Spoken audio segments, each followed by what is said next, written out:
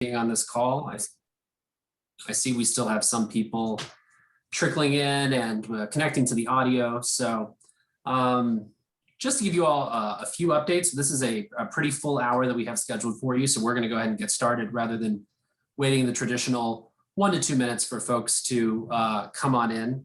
For those of you who don't know, I'm not the typical moderator for this call. My name is Ben Williams, and I work on the elections and redistricting program at the National Conference of State Legislatures. I work very closely with Christy and Wendy, who you may be more familiar with. And I will be moderating today's call. And I'm very pleased to say that we have a lot of interesting content to discuss here. As you all know, we've been holding these census calls periodically since the start of the pandemic. Christy can nod if I've missed that. Just because there have been new developments in the census and things are changing rapidly. And every time we've asked if this is something that you attendees find useful and should we continue it, the answer has always been an overwhelming yes. And as long as that's the case, we'll continue to bring these conversations to you. So what we're going to be discussing today are some general updates on new analyses of data products from the Census Bureau and perhaps some new information from the census, including information on redistricting from James Whitehorn, who all of you are very familiar with. He's with the Census Bureau's Redistricting Data Office. And then we're going to have a conversation about the impact of differential privacy on the quality of redistricting data. And this is an area where there are conflicting analyses. It does not break down evenly along party lines or along any other line. This is a very diverse space in terms of opinion. And we have two wonderful experts with us today to discuss that further. We have Jerry Howe with the Legislative Research and Counsel Office in the state of Utah. Utah released a report on the April demonstration data set that was released by the Census Bureau. And we have Professor Sam Wong. Sam is a friend of mine and is a professor at Princeton University, and he's also the head of the Princeton Electoral Innovation Lab. And if you're not familiar with them, I'm sure you will be more over the coming months and years as they become more and more engaged in processes around the country. So with that, I'm going to turn it over to you, James, first. I know you have some slides for us. What do you have to share? Thanks, Ben. I am actually going to go through this presentation a little differently than I typically do. I want to make sure I have a lot that I want to kind of get across, but I also want to make sure there's plenty of time for both Jerry and Sam to have their remarks and time for question and answer at the end. So I'm going to fly through this slide deck. Mostly the goal from what I'm putting in front of everyone today is that I want to sort of just introduce the fact that this information exists that I'm going to hit in these different topics, and then have the links in this slide deck, which I'll provide to NCSL so they can post it alongside the recording, so people can actually get to these materials and look at them in depth, because any one of these topics could really take its own webinar. I'm briefly going to touch upon the redistricting data. For those folks who aren't familiar, the tables that we're producing for the 2020 census are the same as what we did in 2010, with the addition of one new table for group quarters population. We have a lot of information about this in previous NCSL webinars we've done, and also on our website as well, and I'll show that in a second. The Census Bureau for delivering the 2020 redistricting data. We now have a two-stage delivery of the data. This is all the PL 94-171 redistricting data, but we're going to release it in multiple formats at different times. So we have the legacy format summary files in August, by August 16th at the latest. And then we have our DVDs and flash drives and our data.census.gov platform sometime in September, before the end of September. We're currently working through conducting our characteristic editing and imputation, but we're moving and we're on track for that August 16th and September 30th dates.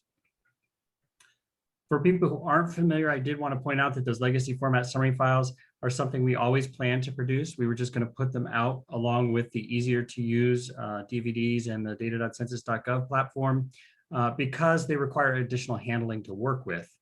We have created several support items, and we have some prototype data that people can use with that data.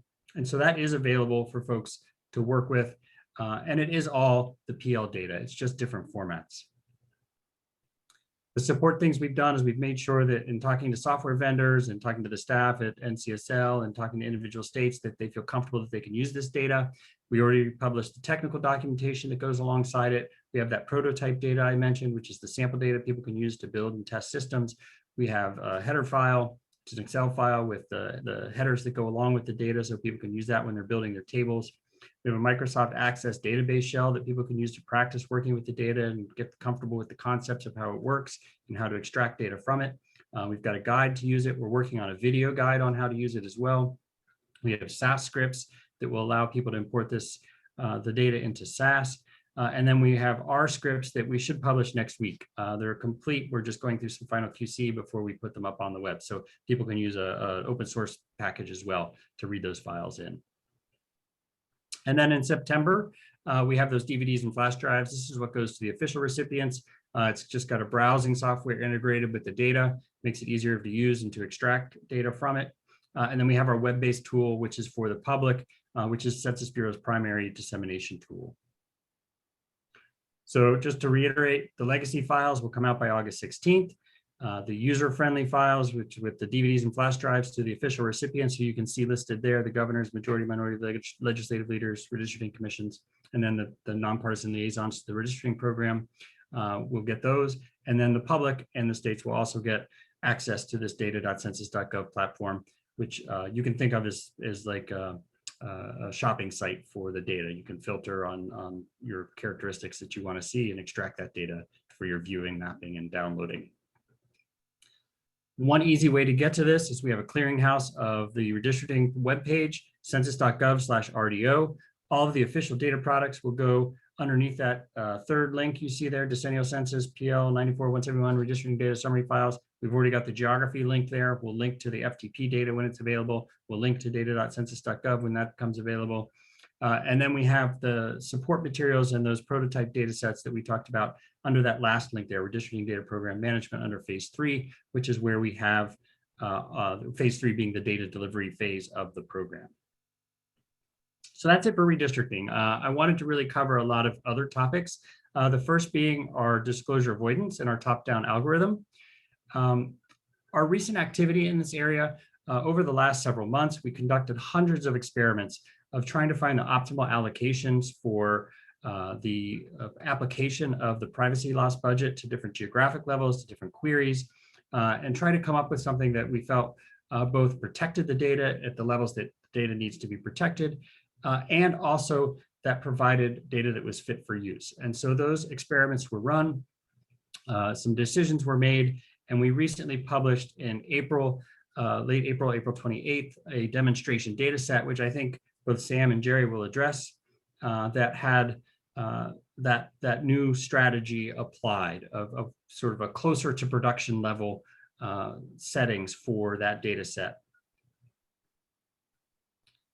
And so for people who are interested in the quality of that data and they don't have the capability or the time to run analyses themselves, the Census Bureau has been very transparent in that we are generating a large number of metrics and statistics for which people can look at to sort of evaluate and see if this data would meet their need or is within the parameters that they would expect for data that they need to use.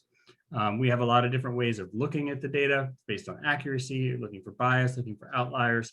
The link to where you can get to all of these metrics for not just the most current version of the privacy protected microdata, which is also the demonstration data, or you can also see what they were for other previous iterations.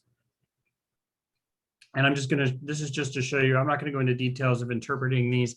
I just wanted to show you, this is sort of showing some of those metrics as compared over time, showing that we've had a general improvement or we've been improving in the correct direction as we go through this processing the data. This is the change for the mean absolute % error for all counties. And then there's some translations into how many people per county that would equate to, going from 82 to about just under 5 per county. This is for looking at that for smaller counties. You can see that we were at 76.5 back with the original demonstration data set, and we were now down at 3.7. We're also looking at other geographies. We have incorporated places. This is what we call an off-spine geography. It's not getting its accuracy directly from the equations. It's inheriting it from the way the accuracy is applied through the stacked geography. So it has also improved. And we look at break things apart by size. So we also have, and the metrics are much more encompassing than this. This is just a few select snapshots that I was able to get from some previous presentations that folks have done on this. But you can see the improvement here as well for small incorporated places. Those that are under 500 are now down to a 3.6 person error based on the April data that was produced. There's a ton of materials about this as well. We've been publishing things as we go. The latest updates, there's a link on this page. All you have to do is go to census.gov, and in the search bar at the top, type in disclosure avoidance. This page will pop right up, and you can go through the series of the videos, the information about the latest demonstration data, all those metrics that I just gave you just a tiny little scratch the surface look at. You can access all that here for those of you who want to really drill into this topic. We've also been looking specifically around accuracy for redistricting and voting rights. We have one of our chief researchers, the division chief for the statistical research and methodology area at Census, along with another statistician, have been looking at this, Tommy Wright and Kylie Ramada. They recently published a paper. The title's there on the screen. I won't read the whole thing.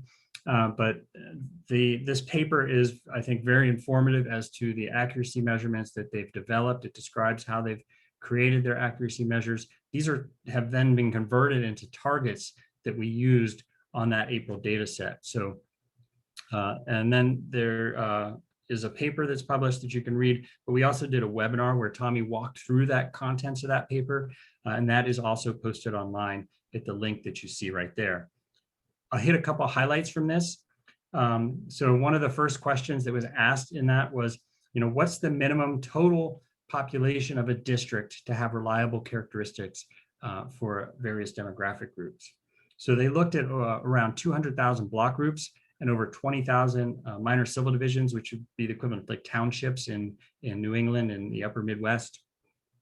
And then places, both incorporated places and census defined places. So they looked at those using that new demonstration data set.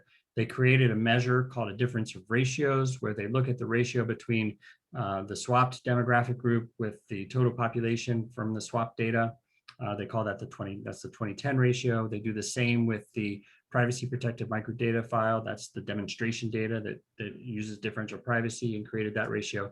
And then they look at the absolute difference between those. So that creates a distance of but between those two values, so that if that distance is small, you know that the data is very similar, and if that distance is great, you know that that distance is significant. And they did it for all 20 of these demographic groups listed, which essentially are the race and ethnicity categories in the redistricting data file, the voting age versions, and the full population versions of that. So they asked that question. And then the general answer they got back was that for any block group with a total count of 500 to 599 people, the difference between the differentially private data and the swap data for the largest demographic group is less than or equal to 5 percentage points, at least 95% of the time.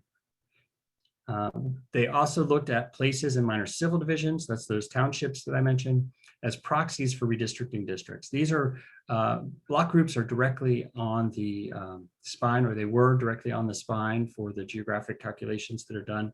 So we wanted to look at something that was off spine, because that's going to more resemble that redistricting use case of a non-predefined geographic assembly of contiguous blocks. And for these, the same point of accuracy was reached when the total was between 350 and 400 observed PR total people within the place or the MCD.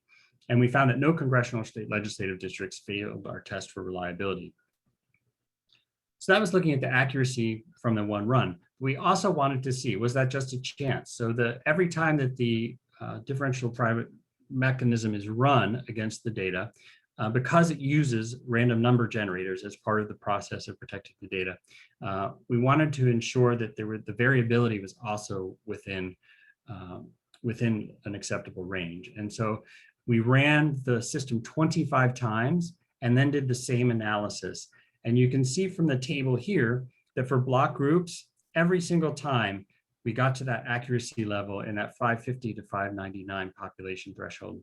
And then for places and minor civil divisions, there's a little bit of variation in there. You can see it mostly 300 to 349, a couple 250 to 299s, and one 350 to 399. But in general, from 300 to 349, people will give you that 95% confidence interval for those data. And there's a lot more in that paper. I just tried to pull out some of the highlights here, but I think it's definitely worth a look. And the webinar is also very helpful for having someone walk you through so you know what you're looking at. I think that's also a helpful tool.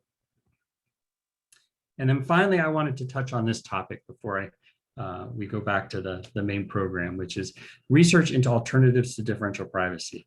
This is something that is coming out. It's very current. It's so current, as a matter of fact, that there is a competing webinar from the Census Bureau at this moment that is going on and being conducted by Michael Hawes, who many of you have heard from in the past, and then Rolando Rodriguez, who is working with this group that's doing this work. And they're part of a team that is called the DAS Reconstruction Team. And the team has been looking at what would be the impact if we had to go back to use the 2010 swapping techniques. And then also, they've done a preliminary assessment of the impact of suppression of the data, which is our protection techniques from the 1980s. So this group is specialized in the reconstruction attack that we're trying to protect against.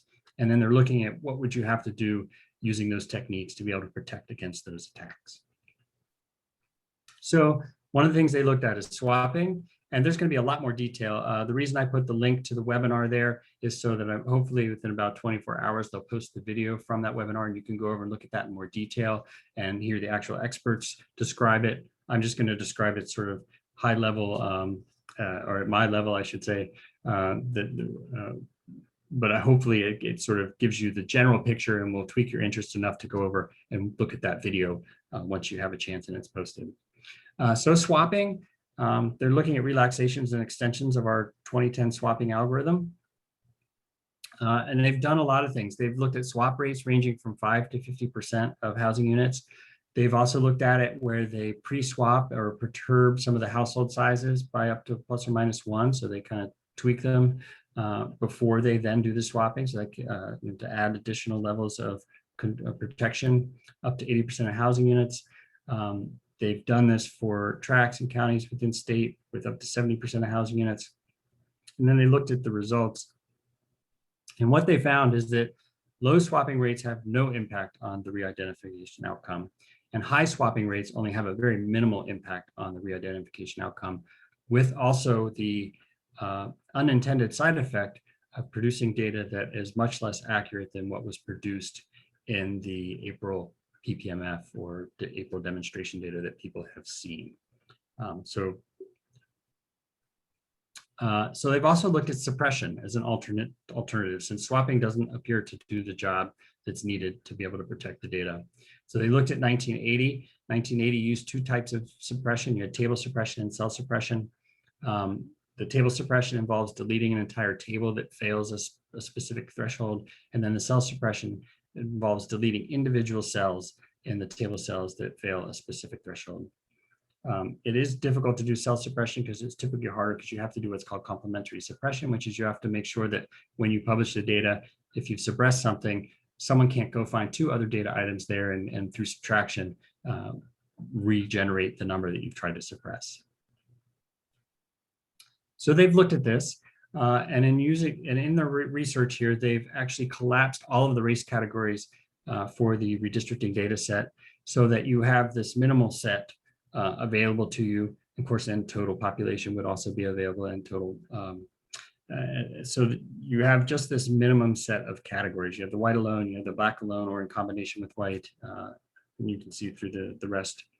And then with that research, they've looked at where whole tables were suppressed, for table suppression for geographies went between 1 and 14 persons in any of the race ethnicity groups. That had to be applied to 2 tables, which would be the both of the voting age tables, and then cell suppression where cell counts of 1 or 2 are replaced by zeros, and that would be applied to the race and the Hispanic or Latino by race tables. And this is sort of the high level results. And of course, there'll be more detail in that webinar. They also talk about some alternatives that they looked at that I'm not going to go into, but that would be more information that you could get as well.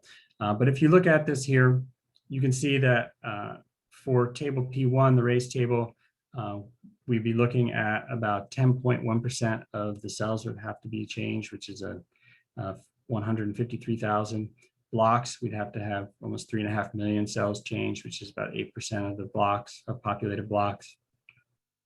And we're looking at numbers of about almost 500,000 for block group cells being changed, which is about 14%, and 5 million being changed in the Hispanic or Latino, not Hispanic or Latino by race. Where it really gets dramatic is when you look at the P3 and P4, because there is an additional characteristic other than race and ethnicity crossed with race and ethnicity, the suppression rules here are much higher, and this is where you have to suppress entire geographies that don't meet that 1 to 14 threshold, or don't exceed that 1 to 14 threshold. So here we've got over 95% of the tables would have suppression in the block groups and 83% in the blocks. And you can see the block groups tables, the percent of tables suppressed for the Hispanic Latino voting age population table would be 100% of the block groups and 87% of the blocks. So quite dramatic there. So none of these have actually directly looked at the semantics for privacy loss. They're sort of in the initial evaluation stage here.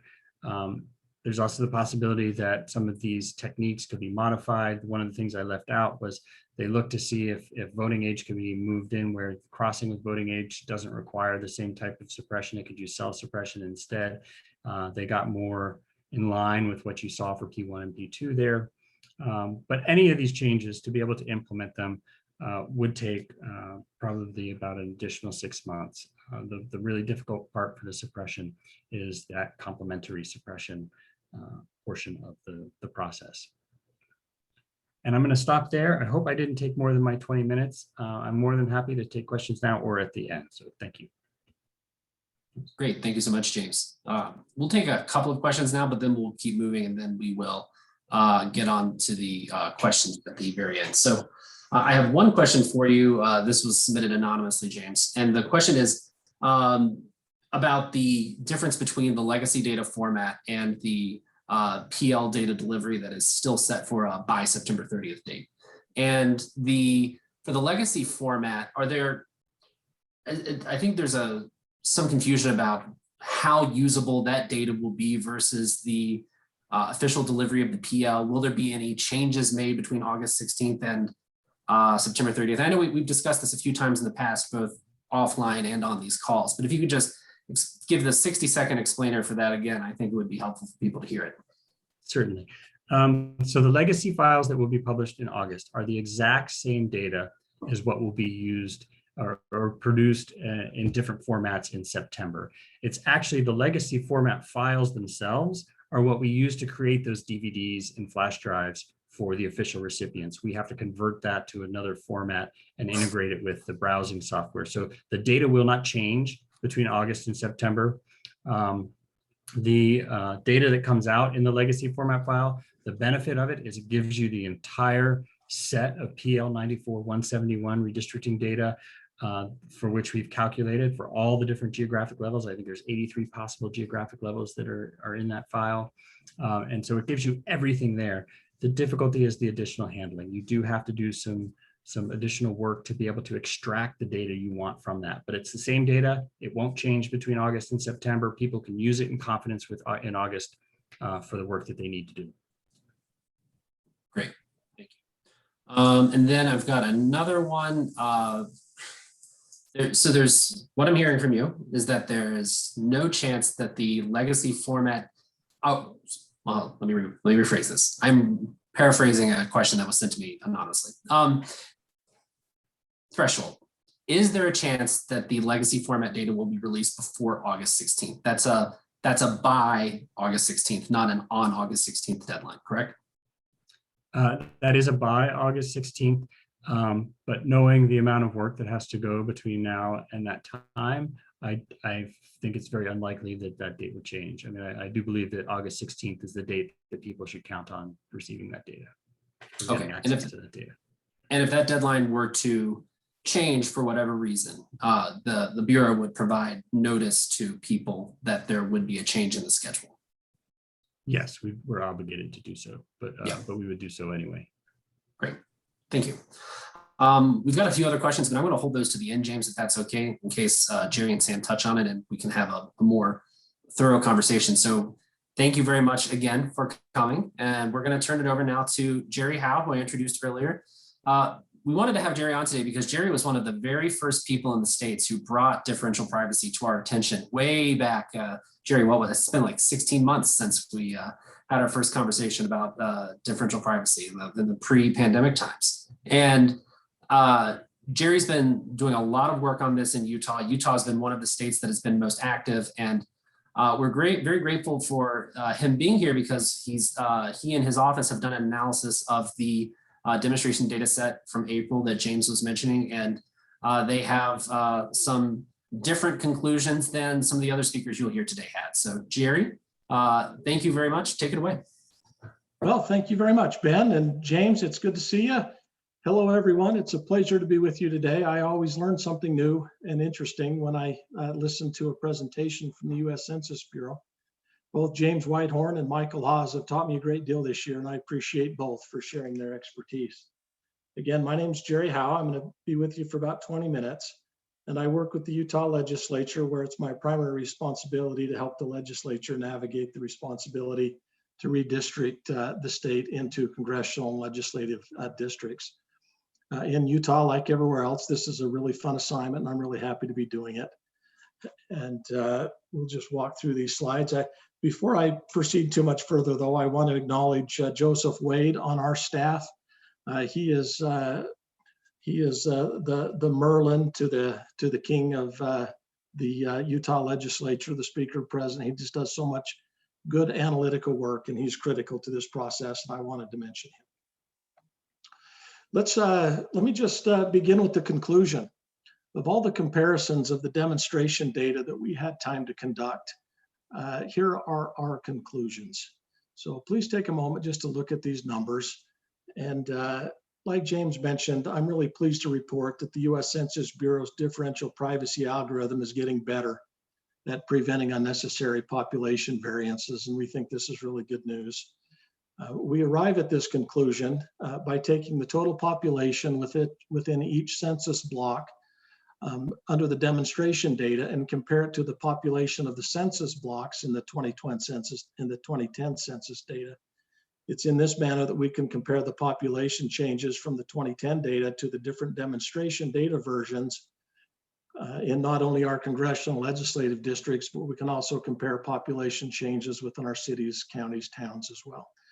And as you look at this slide, you can see our results. The first analysis we did was in October of 2019. And over on the left, you can see that we had some congressional seats with the largest decrease and largest increase. And I'll just really focus you, however, on the overall ranges.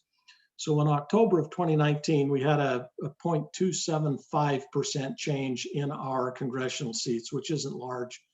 When we ran the data again in November, it was clear down to 0.014% change, and we were really optimistic about that. I mean, those are really good numbers. But in the April release under the 4.5 epsilon, or the 4.5 privacy budget, it increased quite dramatically, and we were a little disappointed there, but the numbers are still pretty good. And then under the 12.2 privacy loss budget, we're at 1%. So in our congressional seats, and I just mentioned in Utah, we have 4 of them, we're seeing about a 1% change under the April 2021 data release with the privacy loss budget of 12.2. In Utah, we have 29 Senate seats, and the comparative analysis with the overall range, we started off with about 1.45% in October. It dropped considerably in November to 0.3, and then it increased to 1.8, and then back down in April to 0.78. So pretty good numbers, 1% or less in our congressional and Senate seats, and you expect that because those are the bigger seats, right? In the state House seats, the overall range started at 3.5%, and that really gave us some concern. But then in November, it dropped more than half, all the way down to 0.75%. But in April, it was up again to 3.34%. And then this final release with the privacy loss budget of 12.2, it's down to 1.4%. So those are pretty respectable numbers. Not significant impact on redistricting issues if we can keep it, here at the privacy loss budget of 12.2. But as what we would note is on our House seats with the federal case law requiring us to be within the plus or minus 10%, we're chewing up more than 10% of that with differential privacy, and how that plays out in future litigation, et cetera, is yet to be seen. So that's the conclusion. Let me just talk about how we got here. As we look at the House populations, this is another way to look at it. So this slide represents the range of House districts with a privacy loss budget of 12.2. They're there in red, and as expected, the higher privacy budget results in smaller deviations from the census data than the lower data, with the exception of the November data. The overall range, 1.4%, is much improved over the 3.3. Whether a range of 1.4 is acceptable isn't really for me to judge. I know that many people are breathing a sigh of relief that it's not 3.3%. But still, a 1.4%, like I mentioned, is about 10% of the acceptable plus or minus deviation of 10 that's permitted by law. One outstanding question, I guess, is how a court will take one person, one vote principles, and whether these deviations will be permitted under case law, whether they're broad enough to absorb these new deviations will perhaps be a point of future litigation. These slides are a little more difficult to see depending on your screen size, but these are just the list of our House districts by population. We list them in a color coding system so you can see the darker blue are the smaller population deviations and the brighter red are the bigger ones. These are pretty good deviations like we've mentioned.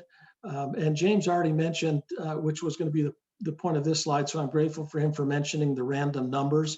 Each time the algorithm is run, the numbers differ across the board. So whether you're in the House or the Senate or any city, the population changes change with each running of the algorithm. One of the important things that we noticed in Utah, which has been corrected, and I want to give Census a lot of credit for this. When we put this color-coded map up with past runs back in October and November, primarily October, we noticed that there was shifts of when the populations were being shifted, that there were large numbers of people being shifted between rural and urban areas. And of course, in our state, political preferences are often related to where people live. And if you see a lot of deviation between rural and urban, those populations that are shifting, in some of our cities, they were up to 250% in one of our cities and 60% in others. And we were concerned about populations shifting with political preferences, and the census has been able to correct that in these additional runs, and we just want to give them credit for that. That's important to us and probably to other places as well. We look here at our Senate district populations. This is under the 12.2 privacy loss budget release in April. We notice an overall deviation of just about 8%. That's from the high to the low. And the history of that goes from October of 2019. We started at 1.4. In November, we dropped to the all-time low at 0.3. In April of 2021, it was up to 1.8 per Senate district. And under the 12.2 privacy budget in April, it's 0.78. So those are pretty good numbers for redistricting. We're grateful that they're under 1%. Certainly concerned when they get over 1-2 percentage points. Those become concerning to us. But they're looking, pretty reasonable here. One of the things that I'd like to mention is the cities and towns in our counties. Now, not specifically related to redistricting on the state level, but it does have an influence on our local city council seats.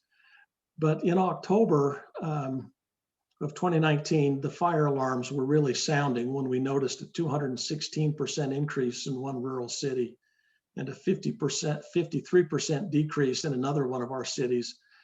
This represented an overall range of 270% between the high and the low in our cities and towns, which was quite a dramatic swing.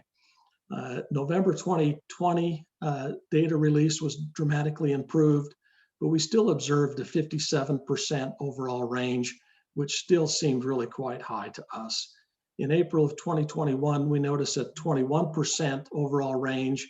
And even with the privacy loss budget of 12.2%, we are still observing a 16.5% overall range in the latest data in our cities and towns. And although significant improvements have been observed in this category, we still have some concern that differential privacy may have a negative consequence for some single member city council districts in these areas. Moreover, we're also concerned that differential privacy may create unintentional financial disparities in the budgets of some of our cities and towns. For example, it's not uncommon for Congress to appropriate federal funds based on local population. Utah uses at least 2 revenue sharing schemes based on population. One is for local transportation funding, and the other is for a sharing of sales tax revenues. From this analysis, it seems likely that some cities will receive a windfall, other budgets will receive a shortfall, and that these shortfalls and windfalls will be accumulated over an entire decade. We're currently in the process of working with our fiscal analysts to see if we can create some methodologies to see what the financial cost to some of these winners and losers would be. But of course, the analysis would only be good for the demonstration data that we're talking about and for the 2010 cycle. And when each new algorithm is run, thanks to the random numbers, we will not be able to predict or even identify the cities and towns that would be affected. We just know that they will be affected in these types of ranges. And so that gives us some concern. As we look at the counties, we see an overall range in October of 13.2%. In November, it dropped all the way down to 0.9. April, it was at 0.9. But here under the privacy loss budget of 12.2, because of the spine and the top-down algorithm, we're down to 0.393% in our counties. So we did a lot of improvement in those counties, and we'd like to give kudos to the census for working that through. That was important, an important win, and we appreciate that very much.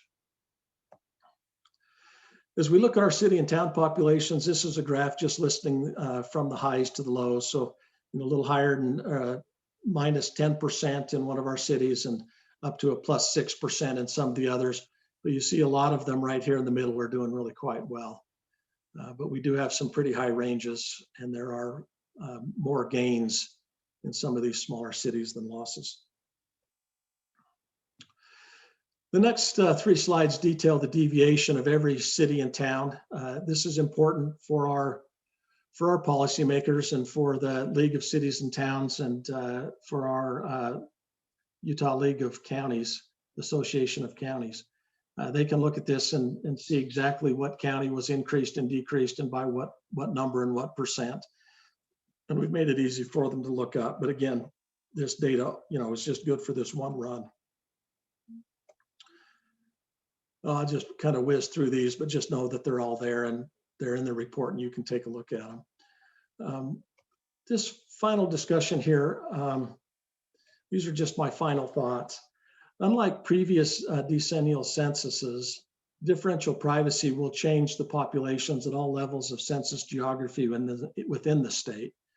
Although the changes are relatively minor when you add them up and put them in large districts like our Senate and our House and our congressional seats, I see that there are some mathematicians out there, one at Tufts University. I'm thinking it's Moon, Professor Moon. I'm forgetting her last name. I think it's Duchin, D-U-C-H-I-N, perhaps. That's correct. Is that right, Sam? Yes, that's right. Yes, thank you. She's really doing some interesting work with a type of ensemble analysis where they're doing multiple analyses with the differential privacy and coming to some really interesting results. James has noted how they did a run that increased 25. The sample sizes that we're working with, are down to 4, this November and October and 2 in November. That's all that Utah has worked with. That's all we've had time to do, because these are time-consuming analysis. But we're really happy to see the census and appreciate the improvements that have been made. I would just mention that because of the ability of the census to be transparent and their responsiveness, we no longer observe these significant population changes in some of those larger districts. However, as you notice, we do observe population deviations in several cities that may have an impact on our federal and state revenue sharing schemes. We're trying to get to the bottom of that, but I hope that we can get there so that we can have a better understanding of that. We just raised it as an issue. We don't know how severe it is. The other thing that I would just mention is that with the census's transparency, again, kudos, hats off to them for this. The census has really shown us that they can be trusted with this, and that goes a long way with states that are a little nervous about how this is being implemented. We would sure like to be able to verify in future censuses, as we've been able to verify with the 2010 data, that future differential privacy, if it's continued to be used in 2030 and 40 and beyond, that we have some kind of mechanism, whether it's through a matrix or through future data releases, that we can ensure that the deviations that we are experiencing in the future are within those tolerances that we've come to expect during this census. I think that would be something that we would recommend and hope for, that the census would be willing to do that for us. And with that, I'd just like to turn time back to Ben. Great, thank you, Jerry. A couple of quick questions for you before we move on to Sam. So question number 1 is, would you and Joseph Wade be willing to speak to folks in other states who may be interested in doing an analysis of their own, just to learn your approach and how you did it, and if there are any lessons that can be shared? Would be love to help, however we can. Let me do this. Right there. Is that screen being shared? Yes, that is a big share. So if anybody would like to contact me directly about that, my email address there and my cell phone number, I'd be more than happy to help you with the analyses that we've done and help you to be able to conduct those yourselves. I'll just say up front that this is an analysis that not everybody on our staff is capable of, and Joseph Wade is really the guy that's made this possible for us. So I can link him in when we have these conversations for some technical support and help. Great, thank you. And just so that everyone is aware, NCSL is hosting a redistricting seminar in Salt Lake next month, and Jerry will be there, as will a few folks from the Legislative Services Office and the Council's Office with the Utah Legislature. So, as will James Whitehorn and several officials from the Census Bureau. So if you want to connect with James and you want to connect with Jerry, and you're going to be with us in Salt Lake in 6 weeks or so, you will have the opportunity to connect with them there and have these conversations as well. Although I recognize that in the context of redistricting and differential privacy, 6 weeks is quite a long time. So if you want to reach out to Jerry beforehand, you should do so. Jerry, one last question before I turn it over to Sam. It is, have you heard any conversations, and the answer may be no to this, because I haven't heard any such conversations, but have you heard any conversations either in Utah or in your conversations with your colleagues in other states about reducing the amount of variance in population in legislative districts because of concerns about any compounding effects that differential privacy error may put into the process to ensure that people stay within that 10% deviation threshold the Supreme Court has identified as like the safe harbor for equal population. Yeah, there's been conversations about that. They don't really go very far because it's just such a black hole. You just don't know. But I think the bottom line is how serious will the courts take the one person, one vote principle, whether or not it's been set arbitrarily at the percentage that they have for the different districts, you know, at the 10% for the legislative and a little tighter for congressional. If those are really, if the court feels really strongly about those, and we know going in that the deviations are already off by up to 1 to 1.5%, Right. at least in our state they are under this last run, would a court want to reduce those percentages that they allow by that same percentage factor? You know, reduce the House to 8.5% instead of 10, and then let us work with that. I mean, I don't know what the outcome of those kinds of arguments would be, but I wouldn't be surprised to see those kinds of questions raised in future litigation. Got it. Got it. Thank you, Jerry. If you just stick around, I realize we probably will be running 5 or 10 minutes over, folks, just so you're aware. But I think as long as we're getting questions, that can be extremely useful to get a chance to ask our experts while they're here with us. So thanks, Jerry. And with that, I'm going to turn it over to Professor Sam Wong. Sam has written a report with some colleagues analyzing the April demonstration data set as well, and he came to some different conclusions than Jerry did. So Sam, take it away. Oh, thanks for having me, Ben, and a pleasure to see everybody. I know a few people in the audience.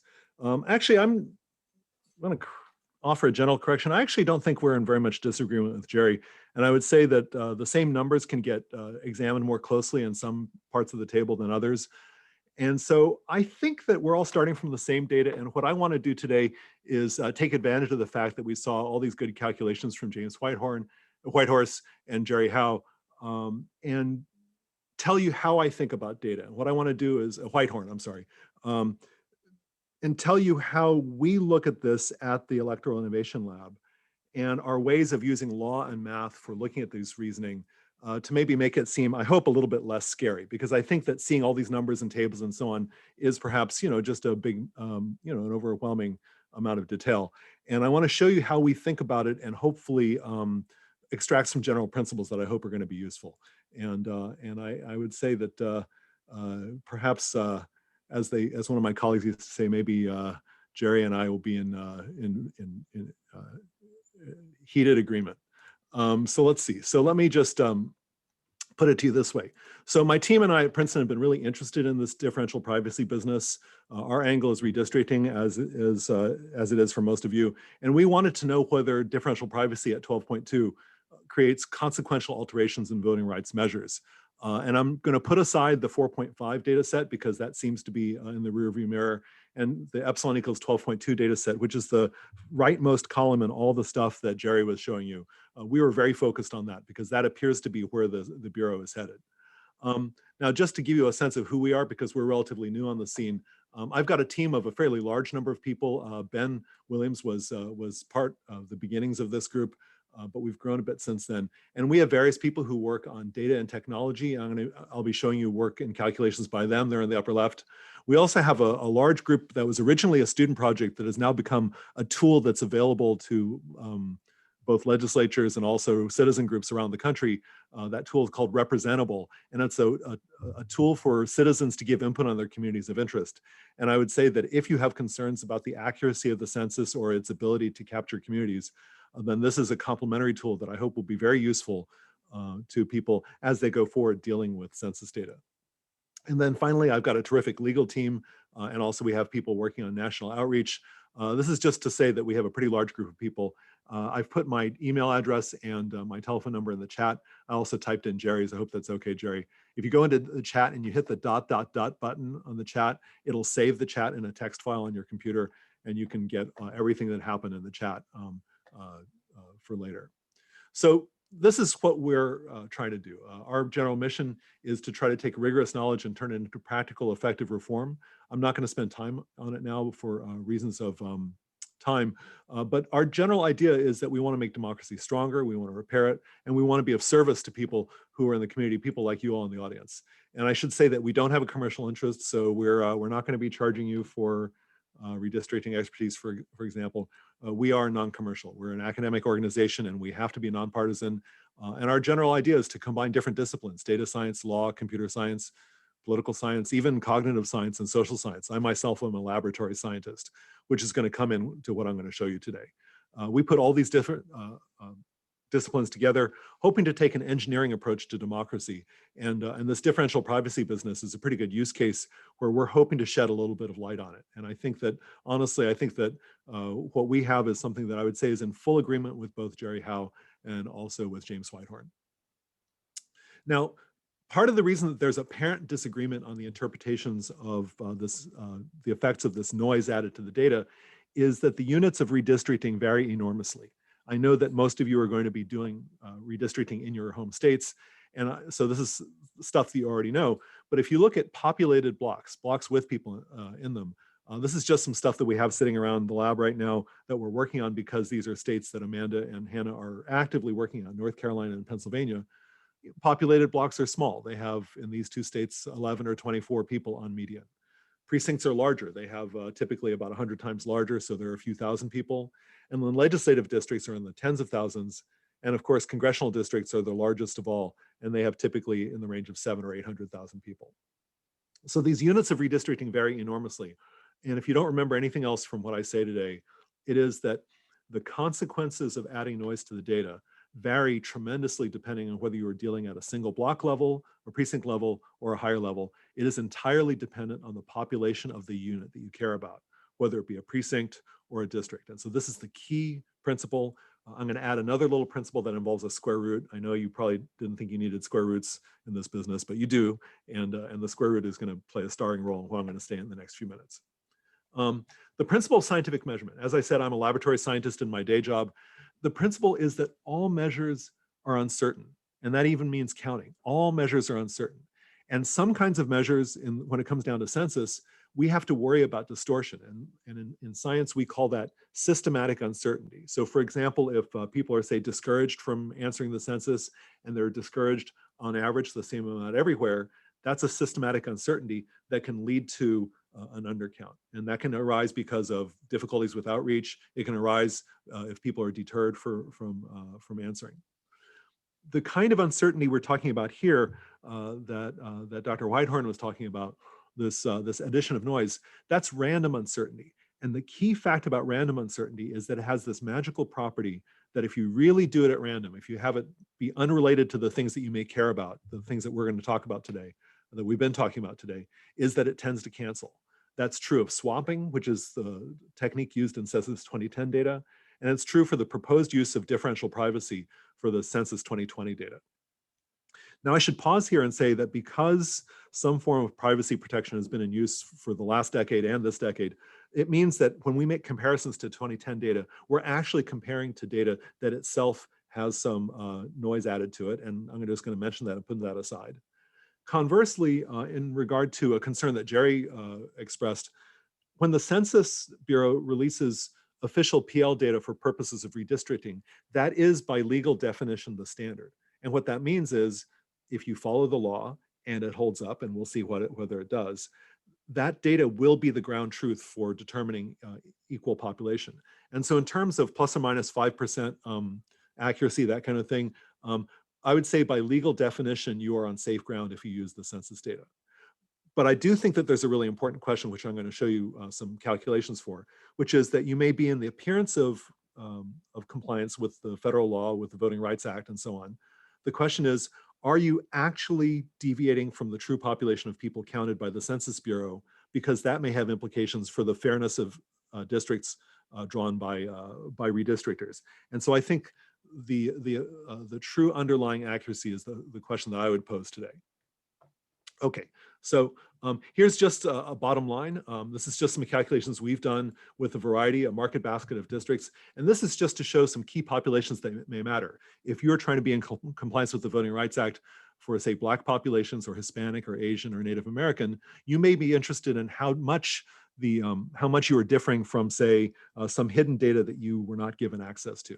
And we did a simple test. We just said, okay, let's look at this demonstration product and ask how much does it differ from the official 2010 census release.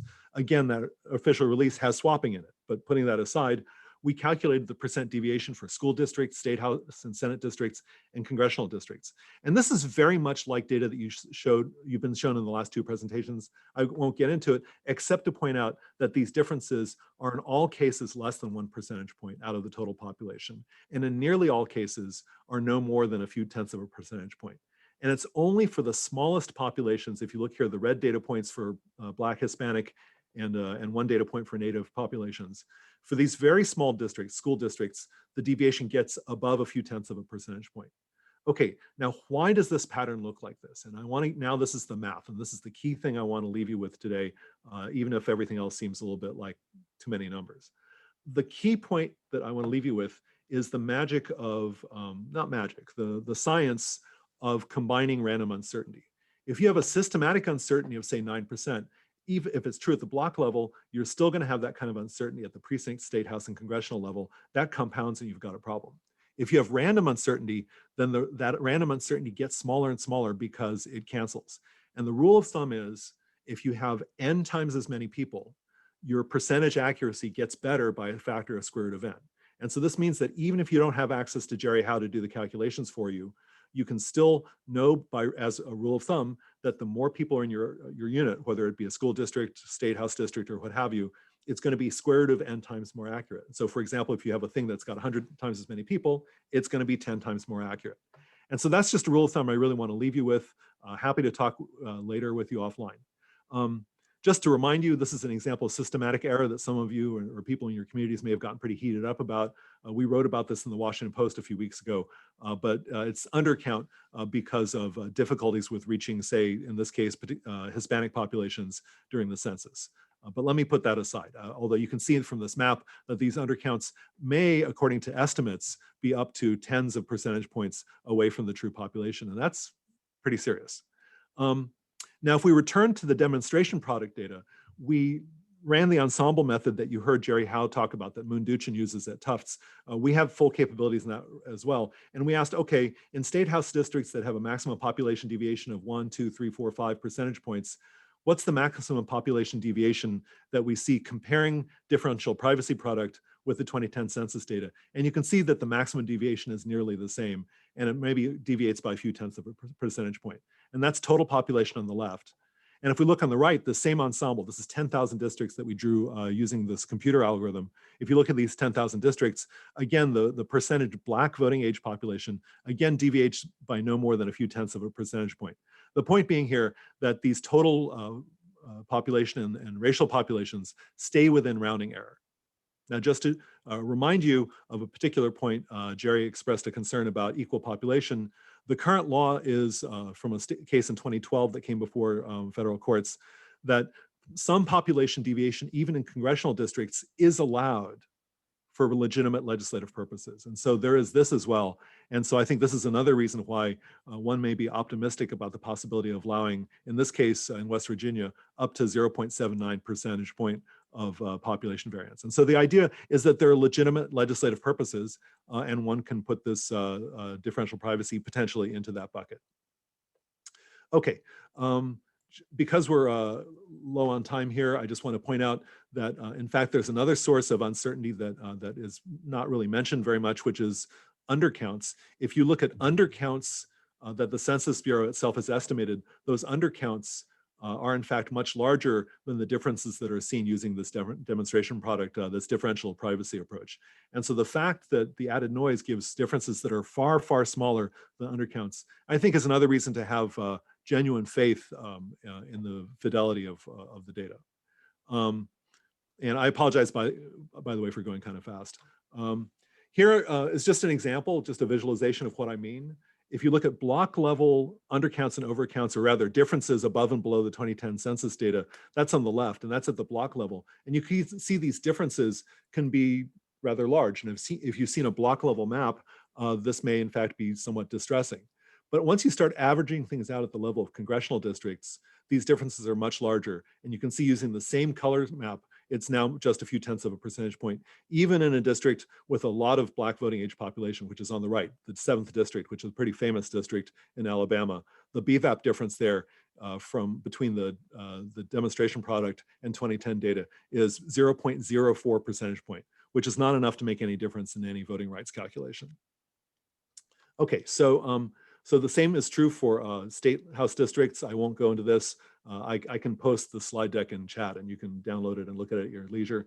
Same story at the state house level. And even at the school district level, now the errors get a little bit larger because, as I said, the smaller the population, the larger the percentage error. And this is a recent court case in school districts in Sumter County. You can see here that these percentage errors are starting to get into the 0.5 percentage point to 1 percentage point range. And so, you know, that's a larger error. And so that's just an example of how this square root law plays out as you get to smaller and smaller populations. We've been given a list of 60 odd jurisdictions that the DOJ has been asked about. We've done the same calculation for all 60 odd of these districts. Some of them are school districts, some of them are commissioner districts and so on. And the general rule we've seen is that maximum differences only get above 5 percentage points for jurisdictions where the average district population is less than 1,000. And so it's really when populations get below 1,000 that one needs to be concerned. And really the biggest concerns would be in populations less than about 600 or 700. And that's just to give you a rule of thumb for when to be concerned about these differences from other methods of adding noise. I won't get into stuff from Munduchin's group, but just to say that certain kinds of things that come up in courts, which hopefully you won't be concerned about, polarization analysis is also not affected as long as you weight your math correctly without getting into too much. Aloni Cohen, Munduchin, Matthews, and Sewall have done a very nice paper on this. If you want to get into the technical weeds, I'd be delighted to chat with you, or you can just look it up. But yeah, so polarization analysis is also not affected. Bottom line, just to give you the takeaways, we think that at block level, of course, there's de-identification. Could be adverse for accuracy at that level. I think people who deal in block level data may be concerned about that. The consequences of adding noise are highly dependent on the level of analysis. But I will say that what we found is that all levels of districting, the percentage voting age population stays within rounding error. There's a tiny handful of exceptions, which I just showed you on that DOJ list. With proper precautions, racially polarized voting analysis may be unaffected. So I would say that I think I'm saying something that's very similar to what Jerry Howe is saying, which is that if you're an end user, I think it's valuable to look at these metrics in a market basket of relevant ethnic groups in geographic units. But the key point is to look above the block level and to think about the population of the thing that you're looking at. And I would say that, that's the rule of thumb. Basically, what's the population per district of the thing you're concerned about? And that can give you a strong sense of how concerned to be about all these points. And this is, of course, critical for all kinds of fairness, whether it by racial communities, also tax-based calculations. These are all highly legitimate concerns, and I encourage you to think about them, but to not get too scared. And I'll stop there and thank you very much. Thanks so much, Sam. Just a couple of quick questions. First one, if someone in the States wants to talk to you and your team about your analysis and figure out if there may be an impact in their redistricting, would you be willing to have a conversation with them? Oh yes, delighted to. They'd have to do a little bit of the homework for us.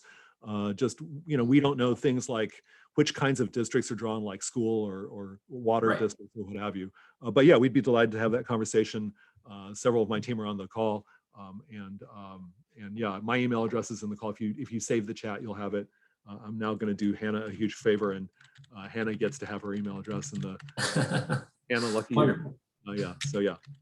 Wonderful, thank you. And then as everyone heard, Sam mentioned that he's going to put the link to the his slides in the chat. We will also link to those on our Census Updates webpage, which is the webpage that all of you access to register for this webinar. And so James's slides will be up there. I think Jerry said that he would be willing to share his as well. And so we'll have all those slides there. And then My slides are in there now. Great, thank you, Sam. And then the recording for this will be posted sometime early to middle of next week. So if any of you had to step aside for a call or you missed the beginning or the end, there should be a recording available at that time. Let me just check the chat one last time to make sure I didn't miss any questions, because I know I wouldn't want to. Seeing none at this point, well, I guess, Sam, I'm going to ask you a question that was posed to Jerry because I want to know if you have a different take on it, which is that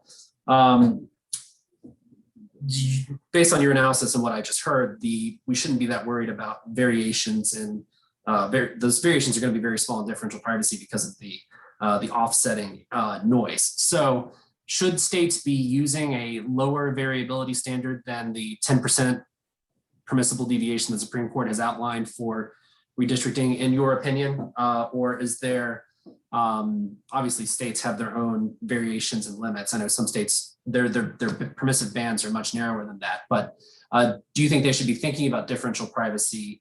My opinion is that the 10% range should be okay on the grounds that PL data from the Census Bureau is considered legally defined as ground truth. But my other opinion is that if you're concerned about this, which, you know, there may be many reasons to be concerned, there are ACS population estimates, and one could imagine turning to other estimates from your state demographer or others just to do a little research to flag situations where you may be concerned that the accuracy may be reduced. And so I think there's different sources of data. I'm less sure about that from a legal standpoint, but this is just to point out that there are data sources and people may want to cross-check against those to identify trouble spots. Yes, thank you, Sam. That's wonderful. And I would just reiterate that if you all have access to a state demographer in your state, I know a few states don't have them, but for the states that do, I would strongly encourage you to reach out to them. They are experts on demography. They are in your state, available at your beck and call. And I would say reach out to them. I know that we've used Colorado State Demographer. We're located in Denver, for those of you who don't know, many times as a speaker at NCSL events, and she does an excellent job of explaining this topic in a way that is clear and easy to understand. So if you have members or colleagues that you want to bring this issue to for the first time, and maybe that's not something they're aware of, that's an excellent place to begin. So with that, I'd just like to say thanks again to James, Jerry, and Sam. It's been a wonderful conversation, and they all are willing to continue to be in touch with you. So their contact info is in the chat. Reach out to them at any time. And thank you again for being here. And we'll see you on the next census update. Goodbye, everybody. Thanks, everyone.